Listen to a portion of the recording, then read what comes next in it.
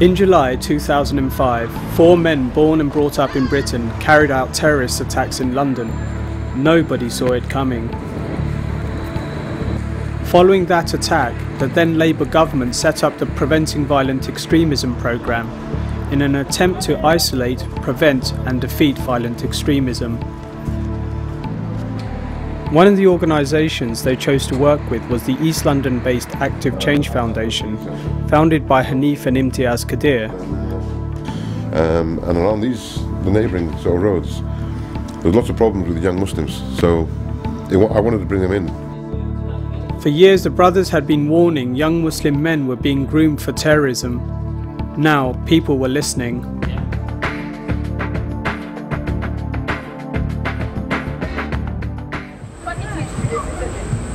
Glossy like that. It's like that, like graffiti. Today Hanif is running a training day for his staff. Most of them are still in their 20s and from the local area. They are his eyes and ears in the community. Can anybody give me an example? How you can identify a young person that is vulnerable to extremist recruitment? You know the doctor guy who shot up all the people in the army, like we asked the kids about it, innit? And then some of the kids, they were saying that was good. Some of the kids, they were saying, nah, it's wrong, like it's not right what he's doing. There was people that were saying, you know what, he didn't do a good job. He shouldn't have injured them extra 30 people, he should have killed them. What is going on around the world and in the country has a big effect. And not all of them may want to carry out any of these suicide, but they will be very angry, and they've got a right to be so, because it starts from home. Kids pick up on what the parents say. And the general perception is of Muslims up and down the country at the moment is that when they're asked outside by press or by anybody with an authority or a police officer, they will deny that there's any hatred in their family and that they're very peaceful and Islam means peace and all this. But when they go home, they will spurt out their anger because they see what's going on in the media. Part of ACF's outreach programme is a youth centre. It is a chance for the ACF team to identify those who may be vulnerable. We've got the IT corner, which we're just getting work in progress. Yeah, work in progress. Shaukat is running the youth centre tonight. Like many in the outreach team, he started working at ACF as a volunteer. Then you get youth in here that are associated with or were associated with gangs and whatnot, and obviously it's our duty to make sure that they don't get into any trouble and whatnot, and just kind of like, again, get in there and break it down to them that being in a gang is something that can get you into a lot of trouble. Extremists use gangs to recruit. Again, they know that there's vulnerable individuals in gangs and whatnot. People that they see a gang as being their family, and the extremists might use that and kind of just say, come join our gang. It's we're like a family as well. But obviously they might show them one picture. Obviously, when the individual joins that, they might see that it's a whole different picture, And it's all to do with brainwashing, and different techniques that they have that they use, Obviously, if someone came in here and you can see that they're aggravated or something, and you speak to them and you find out that they want to harm a lot of people, then obviously it's something that will ring alarm bells and whatnot. And obviously in situations like that, I'd probably speak to Hanif and whatnot, I should, didn't it, really? Thank you, yeah. No problem, bro. Good rap. So our strategy is to engage en masse young people. In the world of preventing terrorism, the key vulnerabilities that we would look at, identify, is sympathy, compassion and pity. If a person's got that, which a lot of people have, we would class them as a vulnerable individual who will be susceptible to fall into terrorist activities. Added with the other standardized vulnerabilities, marginalization, and then anger and frustration. It's a cocktail for disaster. My role as a Muslim, my role as a British citizen and a human being is to, if I'm worth my salt, is to stop people from being abused in such a way that they are willing to give up their life. It's wrong. You know, for young people to be brainwashed in such a way that they feel that they can then go out and kill people, innocent people, in the name of Islam or for the sake of the jihad, that's wrong. I accept jihad to me is fundamental to my beliefs, but to kill innocent people in this country, or any country for that reason, it's wrong.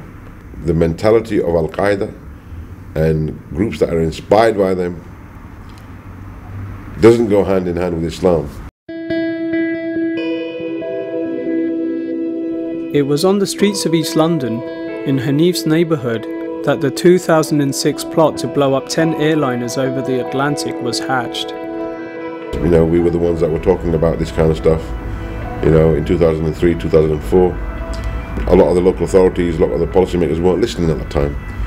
Understandably, because they didn't know what was really going on. So I think since 2006 we've been really put right at the cutting edge of the prevention of, you know, terrorist recruitment, and we've been actively, you know, and effectively engaging with high risk, you know, vulnerable individuals to prevent them from being recruited into terrorist networks. Hanif knows only too well how seductive the jihadi message can be. In 2002, Hanif and his brothers, along with many other British Muslims, went to Afghanistan to join the jihad. In Afghanistan especially, it was quite depressing the way that the war on terror was being carried out by, you know, by George Bush basically, and the Americans. And at that time, you know, I felt that there was something that needed to be done.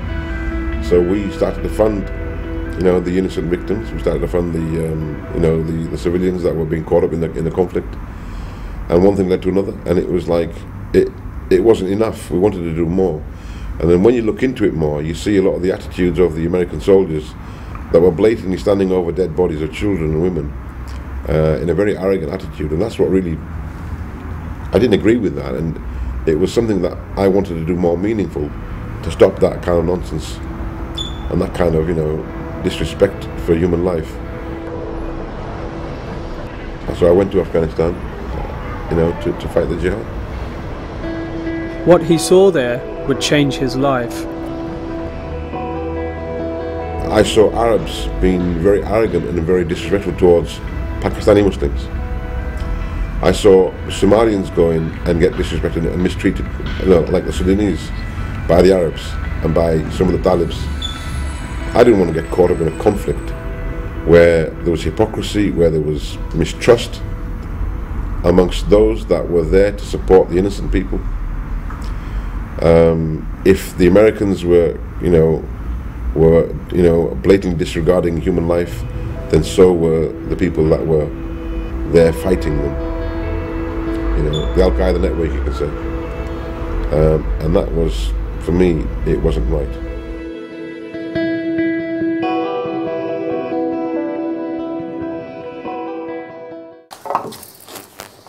Long hours, mate. What time did you start today?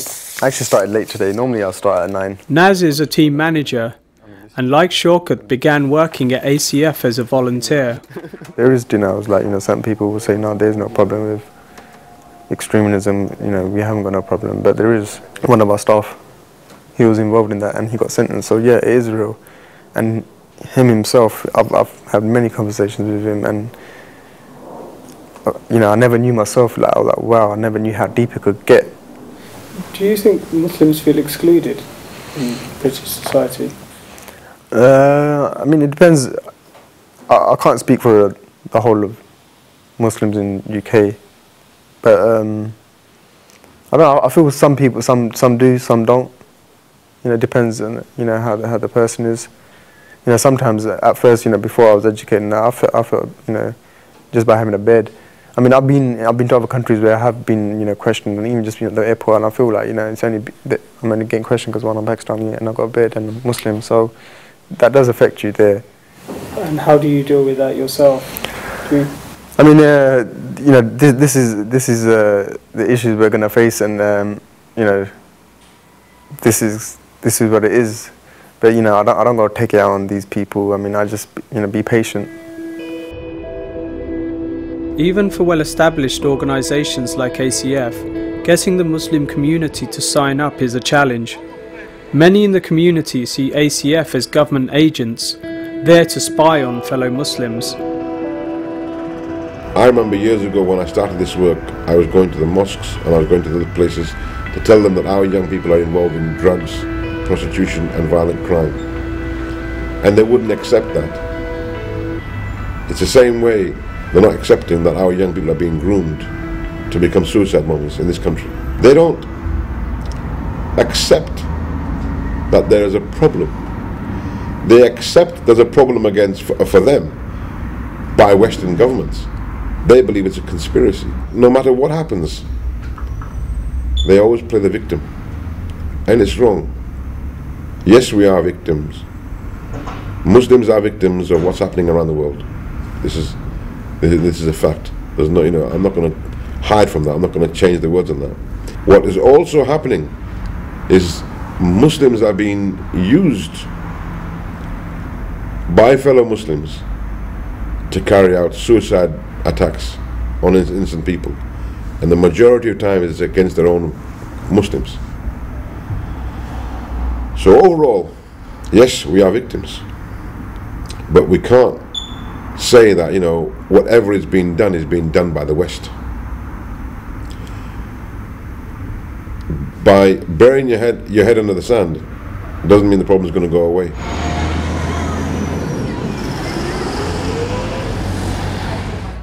With the change in government, the future of ACF is uncertain.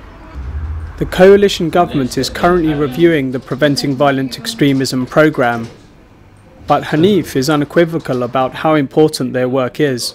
If we look at our track record and we look at how many potential terrorist attacks we've thwarted, there's no question about how important our work is. We work with a number of individuals that were on the cusps, you know, of being recruited into terrorist activities.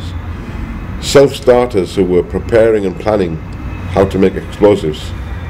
Individuals who were being recruited into networks to become suicide bombers. So there's a number of success stories, and I think if we hadn't have intervened at the right time, if we hadn't have been there at the right time, if we hadn't have provided that prevention, you know, things would have been a lot different today for Muslims in this country.